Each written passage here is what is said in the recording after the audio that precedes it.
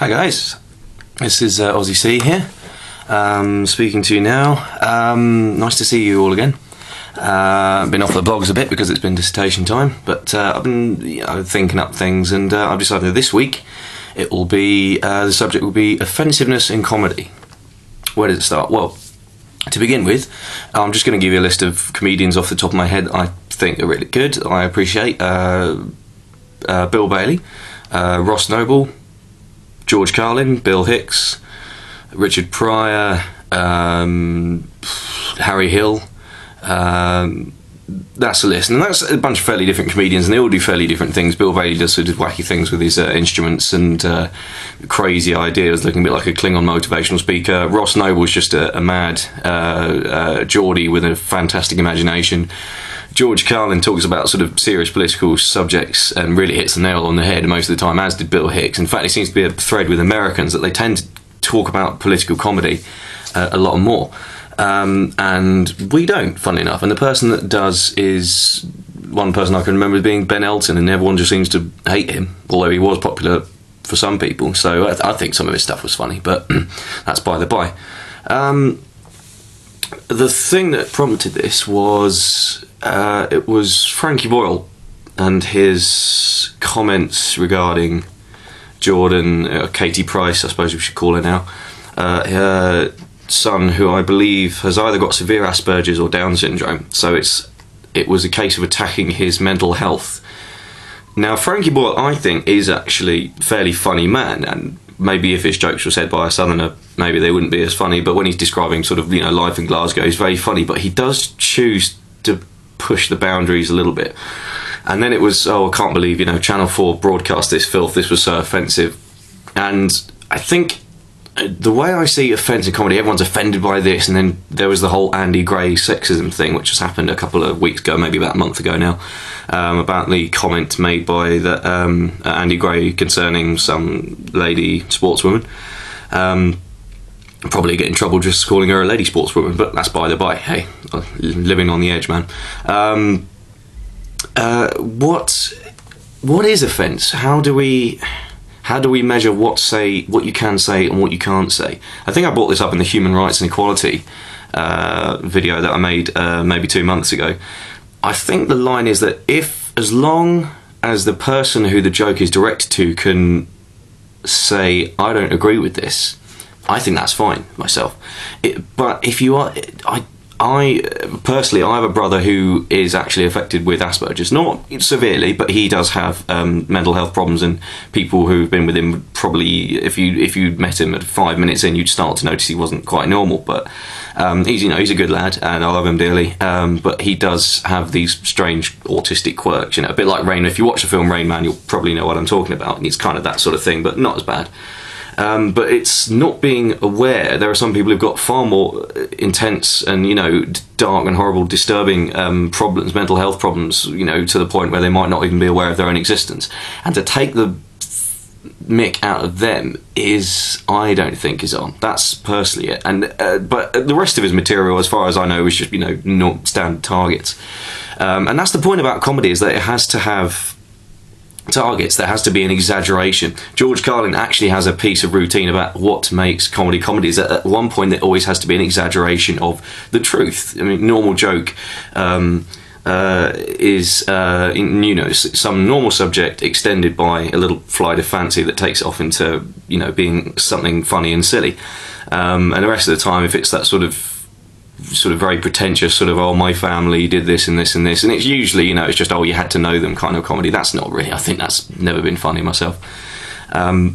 So the accusation came as to whether did Channel 4 broadcast this. What I personally believe is that it's fine. You can, fair enough, if you're offended by it, that's fair enough. I mean, I thought his remarks were a little near the knuckle, but it's a case, I think the case lies with who chooses to broadcast it, because lots of people go to comedians from all the way from someone who's very light and inoffensive like Tim Vine, who just tells sort of rapid fire sort of play on words, just someone like Frankie Boyle or someone like that. But it's funny, the whole offensive thing in this sort of saying that older comedians were offensive, because in this list of 100 greatest comedians that Channel 4 held about 4 years ago, on the lists were two comedians in particular. They didn't actually let anyone apart from themselves and people who didn't like the comedians represent them, whereas everyone else had represented and said, oh, I love Bill Hicks and I love Richard Pryor, which is fair enough. I mean, everyone got their dues.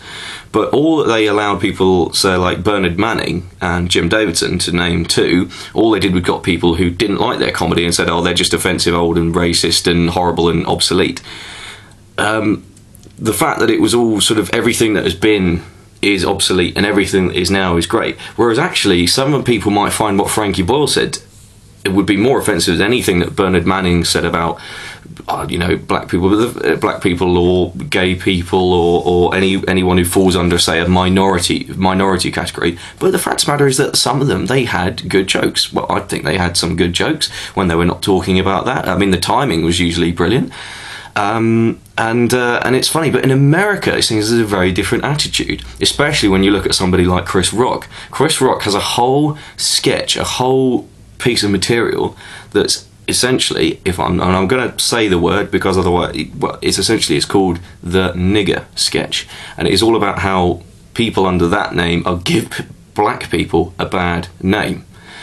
And you've got people in the audience who are white and black and Mexican and all kinds of different multiculturalities laughing their heads off, and it is a very, very, very funny sketch about how he's really annoyed that black people, certain communities in the, you know, in certain people in the black community are sort of giving it a bad name, which technically, if you think about it, you could do anyone. I mean, it's almost like to say that if you're, you know, white people taking the mickey out of other white people or gay people taking the mickey out of any gay people. It seems to me that if you're, say, a white middle-class male, you technically are not allowed to take the mickey out of anything. And so if I started to be a comedian, I'd be buggered because I'm a white middle-class male born in Britain, you know.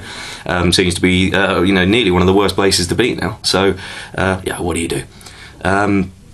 And it's just odd that in America there's so much more is allowed, but then again they have a different kind of television system. So if you want to see these things, you have to subscribe to something like HBO, which is where George Carlin did all of his specials. And there's a comedian called Ralphie May who goes in further. Now, he is a white man, very funny guy, white man, very, very overweight, He makes lots of jokes about it, which over here you'd probably some poncy person who's sort of waiting to be offended by the next big thing will probably say, oh, he's taking the mickey out of fat people. But if they listened, they notice he's taking the mickey out of himself for being fat. And he said the reason why he started all these jokes and becoming a comedian in the first place was because at a film audition he was told he had to lose weight to play an overweight man, and he was already very overweight, and that's when he said, I decided then to become a comedian, because he said that is political correctness gone mad if I had to lose weight to play a fat person. And he said that actually fat people are the only people that you can take the mickey out of anymore, which is an interesting one. So how long is it going to be before something's fattest? I don't know. You could say, oh, this comment was racist or xenophobic. Another good example of that is Top Gear's comments towards Mexico. And the fact of the matter is, at the end of the day, it's all a joke. It's not a deadly serious piece of political commentary. It's all a joke. Someone said stereotypes do exist for a reason, but it's just, look, we're perfectly happy to take the mick out of ourselves. And also, if you invite yourself to want to be part of the human race, if you say that you're a different minority, whether it's because of colour of skin, or whether it's because of sexual orientation, or whether it's because of religious beliefs, or whether it's because of any other little factor that maybe you consider yourself to be different from the rest of the majority, and you want to be considered equal, then take the joke. Just remember that welcome to the human race, now everyone's on the same playing field. Because it's a joke, it's not a deadly serious. Sometimes it's said with venom. I mean, sometimes it really is said with venom. A lot of the things that, a lot of things that people would say outside of the comedian. I'd say the only jokes that are made outside about serious, you know, accusative jokes that are meant to sort of denigrate people are only ever heard in places like the pub from the guy who you knew is a bit xenophobic or homophobic or racist or anything like that. I don't think that anyone who's generally got those intentions gets up on a stage and makes a living out of them. That's personally. So if you see anyone who's like that, I don't believe that's that's the real intention. People aren't going on stage to tell jokes in order to try and get people to think nasty thoughts. I don't think that at all. That's my own personal belief. And the fact of the matter is that, coming back to George Carlin, he says that essentially it's all about the context of the word. And the problem is in England is that we only have to, in Britain, in the media sense, we only have to use one word, and then people will instantly jump and say you're meaning the worst out of it. Someone only has to say the word black or gay or Muslim in a sentence, and then people jump on it and assume it's for the worst, which is really unfortunate, because some people might even, some people might be so blind not to notice that actually the person doing the joke might be black, gay or Muslim. Why do people not think this through? I really don't know. So my advice is just if you are one of these people who jumps on the opportunity to jump down someone's throat the moment they make a joke, just remember that actually someone who's being made fun of might see the funny side. They might see the funny side because, unlike you, they might have a sense of humour. That's what I'm going to say about humour. So also to recommend seeing any material by George Carlin, Ralphie May, Chris Rock, or Bill Hicks. All those comedians are really worth checking out if you want to see comedians getting a little bit dangerous but actually trying to make a point. Anyway, that's my blog over for today. Recommend something. I've got here, I've managed to I got this book back again, which I might have told you was actually taken from a gig, so I couldn't read it, so I had to reorder it again. I got really back into it. It's a fantastic book. I'm nearly at the end, and I'd recommend, if you really want to get into a book that's really big and epic, and it would make a fantastic film, go for The Stand. It's Stephen King. It's really, really good, and it's looking like it's all going to kick off towards the end now, so I'm looking forward to reading the end of that. And in terms of music, I've got here, you may not believe I like this, but Huey Lewis and the News. Just really, really good classic. Well, you can't even, they're not 80s pop songs because they could have been written any time, but great sort of, just good songs, good instrumentation, really catchy melodies, and you put this on a party or something and people are going to dance to it. It doesn't matter how cheesy it is, but I Want a New Drug, Heart of Rock and Roll, Power of Love, Do You Believe in Love, all really good songs, so maybe pick that up if you're after, seeing how proper pop is done. And that's all for today, so I will bid you adieu, and if you have any more comments, and also if I've offended anyone in this video by the content, then to paraphrase a comedian I saw in New York, you have no idea how much I don't give a shit. You got any more ideas that you want to send to me, send them to me, and I'll try and do them. From me, Aussie C, good night.